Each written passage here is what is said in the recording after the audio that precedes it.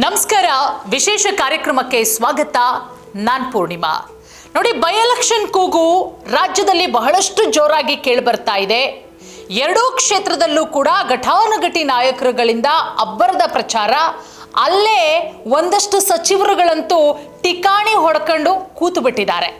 ಈಗ ನಾವು ದಾವಣಗೆರೆ ದಕ್ಷಿಣ ವಿಧಾನಸಭಾ ಕ್ಷೇತ್ರದ ಗ್ರೌಂಡ್ ರಿಪೋರ್ಟ್ ಯಾವ ರೀತಿ ಇದೆ, ಮತದಾರರು ಮತ್ತೊಮ್ಮೆ ಕಾಂಗ್ರೆಸ್ಗೆ ಜೈ ಅಂತಾರಾ ಅಥವಾ ಈ ಬಾರಿ ಬಿಜೆಪಿ ಕಡೆಗೆ ಮುಖ ಮಾಡ್ತಾರಾ?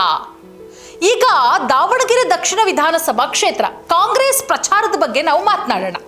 ಕಾಂಗ್ರೆಸ್ ಅಲ್ಲಿ ಸಿಎಂ ಸಿದ್ದರಾಮಯ್ಯ ಅವರ ಹಾದಿಯಾಗಿ ಡಿಸಿಎಂ ಡಿಕೆ ಶಿವಕುಮಾರ್ ಅವರು ಘಟಾನುಘಟಿ ನಾಯಕರುಗಳು, ಸಚಿವರುಗಳು, ಶಾಸಕರುಗಳು ಠಿಕಾಣಿ ಹೂಡಿ ಅಬ್ಬರದ ಪ್ರಚಾರವನ್ನ ಮಾಡ್ತಾ ಇದ್ದಾರೆ ಸಮರ್ಥವರ ಪರವಾಗಿ.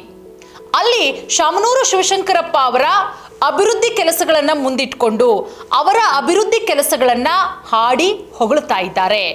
ಅದರ ಜೊತೆಗೆ ನಮ್ಮ ಡಿಸಿಎಂ ಡಿಕೆ ಶಿವಕುಮಾರ್ ಅವರು ಹೇಳ್ತಾರೆ, ಬೆಂಗಳೂರೇ ಇಷ್ಟು ಅಭಿವೃದ್ಧಿಯಾಗಿಲ್ಲ, ದಾವಣಗೆರೆಯನ್ನ ನಮ್ಮ ಶಾಮನೂರು ಶಿವಶಂಕರಪ್ಪ ಅವರು ಅಷ್ಟೊಂದು ಅಭಿವೃದ್ಧಿಯನ್ನ ಮಾಡಿದ್ದಾರೆ ಅಂತ ಹೇಳಿ.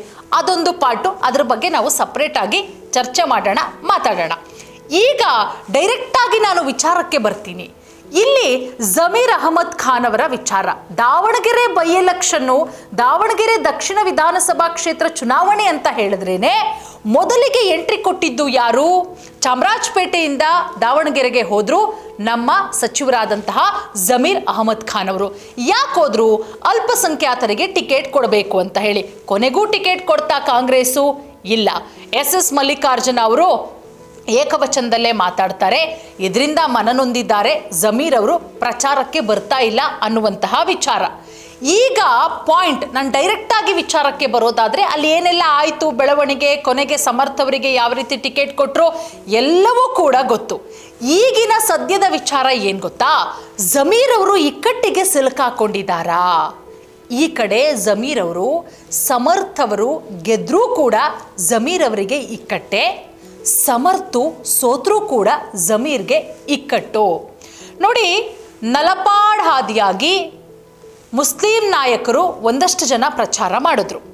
ಅಲ್ಲಿ ನಮ್ಮ ಡಿಸಿಎಂ ಡಿಕೆ ಶಿವಕುಮಾರ್ ಅವರು ಹೇಳ್ತಾರೆ, ಒಬ್ಬ ನಾಯಕನಿಂದ ಪಕ್ಷ ನಿಂತಿಲ್ಲ ಅನ್ನುವಂಥ ಹೇಳಿಕೆಗಳನ್ನು ಕೂಡ ಕೊಡ್ತಾರೆ.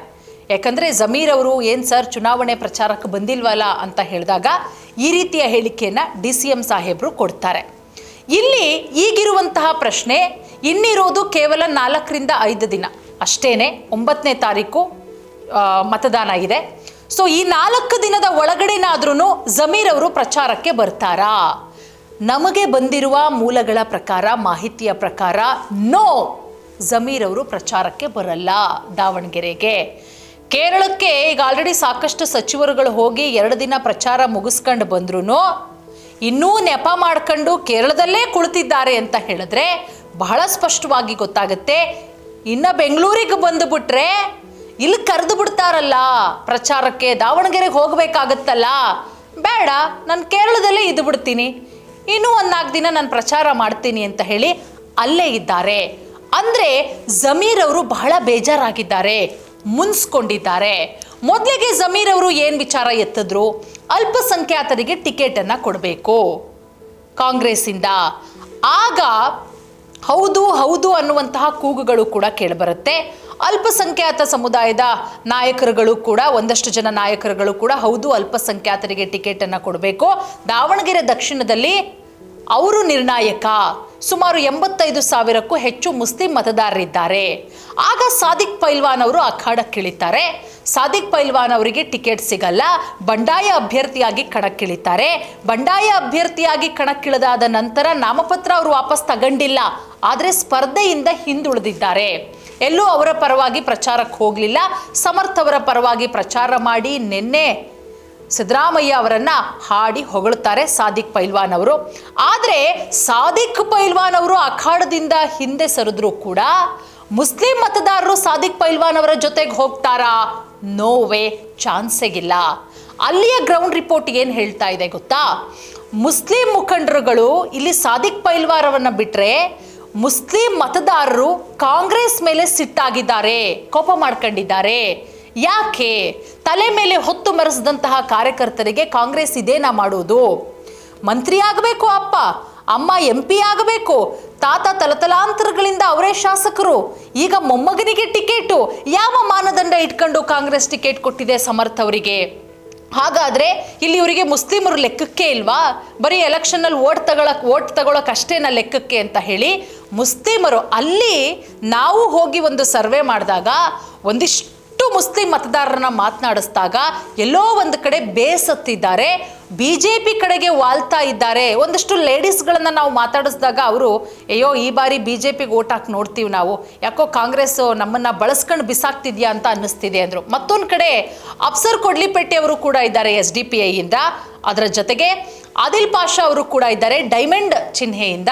ಸೊ ಇವ್ರ ಕಡೆಗೆ ಏನಾದರೂ ಮುಸ್ಲಿಂ ಓಟ್ಗಳು ಅರ್ಧ ಡಿವೈಡ್ ಆಯಿತು ಅಂತ ಹೇಳಿದ್ರೆ ಇದು BJPಗೆ ದೊಡ್ಡ ಮಟ್ಟದಲ್ಲಿ ಪ್ಲಸ್ ಆಗುತ್ತೆ. ಎಲ್ಲಿ? ದಾವಣಗೆರೆಯಲ್ಲಿ BJPಯ ಶ್ರೀನಿವಾಸ್ ಅವರು ಒಂದು ಕಡೆ ನಾನು ಬಡವ, ನನ್ನನ್ನು ಗೆಲ್ಲಿಸಿ ಅನ್ನೋ ನಿಟ್ಟಿನಲ್ಲೇ ಮನೆ ಮನೆಗೆ ತೆರಳಿ ಪ್ರಚಾರವನ್ನ ಮಾಡ್ತಾ ಇರೋದ್ರಿಂದ ಇಲ್ಲಿ ಶ್ರೀನಿವಾಸ್ ಅವರಿಗೆ ಅದೆಲ್ಲವೂ ಕೂಡ ವರ್ಕೌಟ್ ಆಗೋದ್ರಲ್ಲಿ ಎರಡು ಮಾತಿಲ್ಲ. ಈಗ ಮತ್ತೆ ನಾನು ಜಮೀರ್ ವಿಚಾರಕ್ಕೆ ಬರೋದಾದ್ರೆ, ಜಮೀರು ಎಲ್ಲೋ ಒಂದು ಕಡೆ ಇಕ್ಕಟ್ಟಿಗೆ ಸಿಲುಕಾಕೊಂಡಿದ್ದಾರಾ ಅನ್ನುವಂತಹ ಪ್ರಶ್ನೆ. ನಾನು ಆಗಲೇ ಹೇಳಿದಾಗೆ ಒಂದು ವೇಳೆ ಏನಾದರೂ ದಾವಣಗೆರೆ ದಕ್ಷಿಣದಲ್ಲಿ ಸಮರ್ಥ್ ಏನಾದರೂ ಸೋತ್ರೆ ಅದರ ನೇರ ಹೊಣೆಯನ್ನ ಜಮೀರ್ ಬಣನೇ ಹೊರಬೇಕಾಗತ್ತೆ. ಇದು ಎಲ್ಲ ಒಂದು ಕಡೆ ಸಿದ್ದರಾಮಯ್ಯ ಅವರ ಕಣ್ಣಿಗೆ, ಈ ಒಂದು ಕೆಂಗಣ್ಣಿಗೆ, DCM DK ಅವರ ಕೆಂಗಣ್ಣಿಗೆ ಗುರಿಯಾಗಬೇಕಾಗತ್ತೆ. ಇದು ಕಾಂಗ್ರೆಸ್ನಲ್ಲಿ ಮತ್ತಷ್ಟು ಸಮಸ್ಯೆಗೆ ಕಾರಣ ಆಗ್ಬೋದು, ಮತ್ತಷ್ಟು ಸಮಸ್ಯೆಗಳನ್ನು ಹುಟ್ಟುಹಾಕಬಹುದು. ಮತ್ತೊಂದು ಕಡೆ ಜಮೀರು ಪ್ರಚಾರಕ್ಕೆ ಬರೋದು ಡೌಟು. ಇನ್ ಕೇಸ್ ಬರ್ದಲೇ ಇದ್ರೂನು ಸಮರ್ಥ್ ಏನಾದರೂ ಗೆದ್ರೆ ಆಗಲೂ ಕೂಡ ಒಂದು ರೀತಿಯಲ್ಲಿ ಜಮೀರ್ ಅವರ ಬಣಕ್ಕೆ ಹಿನ್ನಡೆಯಾಗೋದ್ರಲ್ಲಿ ಯಾವುದೇ ರೀತಿಯ ಡೌಟ್ ಇಲ್ಲ. ಈ ಎಲ್ಲ ಪಾಸಿಟಿವ್ ನೆಗೆಟಿವ್ಗಳ ಅಂಶಗಳನ್ನು ನೋಡಿಕೊಂಡೇ ಜಮೀರ್ ಬಣ ಹುಷಾರಾಗಿ ಹೆಜ್ಜೆ ಇಡುವುದಕ್ಕೆ ನಿರ್ಧಾರ ಮಾಡ್ಕೊಂಡಿದೆ ಅನ್ನುವಂತಹ ವಿಚಾರ ಈಗ ಸದ್ಯಕ್ಕೆ ದಾವಣಗೆರೆ ದಕ್ಷಿಣದಿಂದ ತಿಳಿದು ಬರ್ತಾ ಇದೆ. ಒಟ್ಟಾರೆ 4 ದಿನ ಇದೆ. 4 ದಿನದಲ್ಲಿ ಜಮೀರ್ ಮನಸ್ಸನ್ನ ಬದಲಾವಣೆ ಮಾಡಿ ಬರ್ತಾರಾ ಅಥವಾ ಇಲ್ವಾ? ಉತ್ತರ ಇನ್ನೇನು ಇವತ್ತು ನಾಳೆಲಿ ಸಿಗುತ್ತೆ.